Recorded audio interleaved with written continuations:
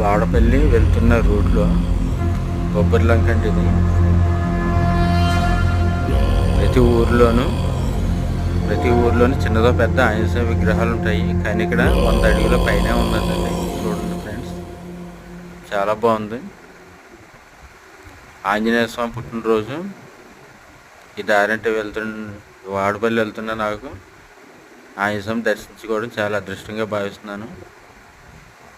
Like చేసి share చేయండి, subscribe చేయండి ప్లీజ్. Thank you.